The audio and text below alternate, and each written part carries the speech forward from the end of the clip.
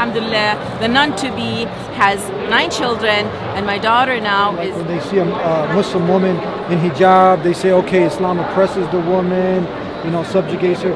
You as somebody who now is imitating Maryam, the mother of Jesus, what do you say to those people?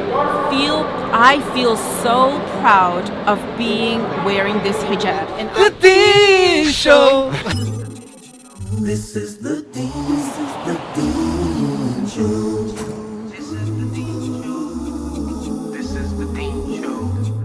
This is the Dean Show. Assalamu alaikum, guys. Maria Clairzaban, yes. whose mother was actually a nun, and she was in the institution, church institution for nuns, and then she met her husband, had her daughter who's here, raised her Roman Catholic. She's wearing a hijab. We're in the middle of the story. Please continue on. Okay, and when my dad, so they were living here in Chicago. We were living here in Chicago, and my mom became sick.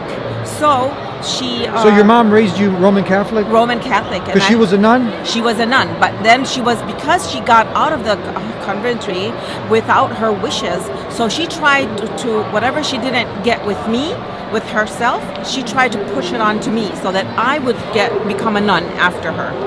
And I was going to church.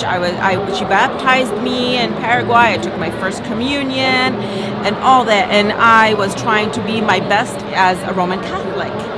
And my first language was Spanish. Second one was English, and then third was Arabic.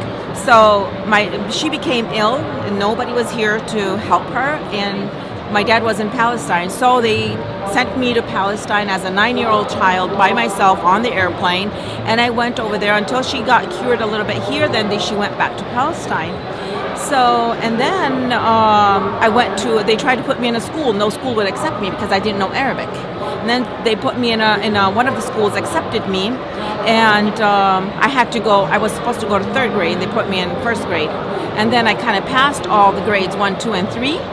And I went to a different school later on. So I didn't go to Islamic classes. I was always popping out with the Christian girls. And then one of the time, in the middle of the year, we get our report cards.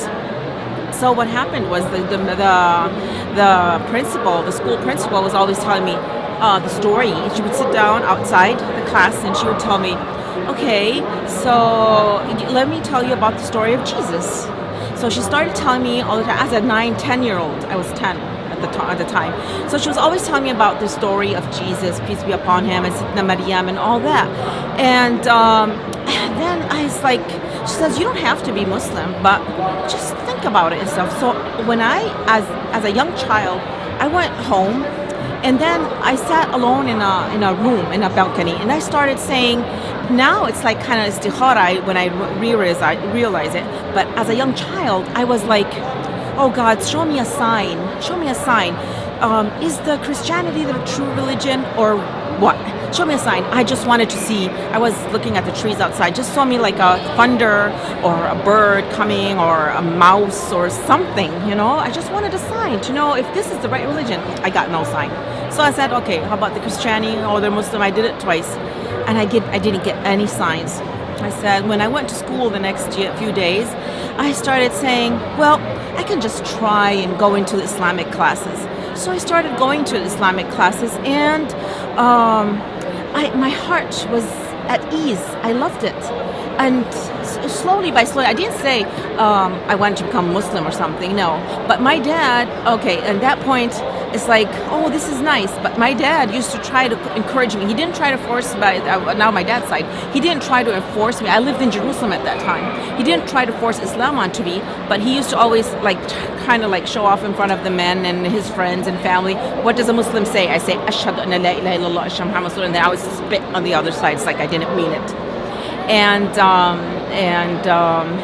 I didn't, how I felt when I was a non-Muslim. I didn't get this feeling from my mom, but the Christian Arab girls taught me this. It's like every time we hear adhan, I would close my ears. It's like, oh my goodness. So that's the Muslim call to prayer. God is the greatest. God is the greatest. Yeah. There's no God, no deity worthy of worship except the Creator Allah. So you would hear the adhan. And I would hear the adhan. I would close my ears like, what is this? Why do we have to disturb all this, you know? Yeah. And I didn't like that at all. But as I became a Muslim, I started hearing it, and it started coming to my heart, and it's like, oh, look, it does look, it seems nice. She didn't wear hijab at that time. She didn't wear hijab or anything like that, and I just felt comfortable with it. Yeah, and then I got married, and I came here, and I lived in America, and alhamdulillah, the nun-to-be has 9 children, and my daughter now is Aisha Wazwaz. She's a doctor in Islamic studies, and she has some Gems of Light Academy that she teaches Islam for women and lectures and everything. Alhamdulillah. What advice do you have for other Christians, Catholics, other people who are struggling like with the Trinity and some of the other things to make it fit here? And you know, Islam is very clear on that, the purpose of life, the worship of the Creator, not the creation. But there's a lot of stigma attached to Islam with all the negative hype. What advice do you have for people out there? Yeah, my advice is do not take Islam from the people, because we have good and bad in every kind of people. Read Islam, read the Quran, and do not just think about it that, okay, what the media says or what everybody else says, or if you see a bad Muslim somewhere, because we all have our good and our bad in us. And my advice is read and learn. And this is why now I'm trying, because I feel that I've seen the light of Islam. And my mom died as a non-Muslim, but I brought her the Quran, and we tried so hard with her. But we even used to take her to church to sell the Holy Sepulchre, because we live near to Holy Sepulchre. But she didn't revert to Islam. But just read and learn about Islam. What advice do you have for people out there who feel like when they see a Muslim woman in hijab, they say, okay, Islam oppresses the woman, you know, subjugates her. You as somebody who now is imitating Maryam, the mother of Jesus, what do you say to those people? I feel so proud of wearing this hijab, and I wore this hijab when I was 12 years old. Actually, when I went to Palestine, I learned how to get this hijab, and it feels.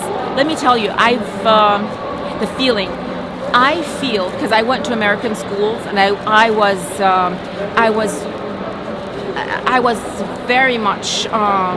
People didn't like it, so they would take out my scarf. I was the only Muslim with the hijab in my district, in Robbinsdale district.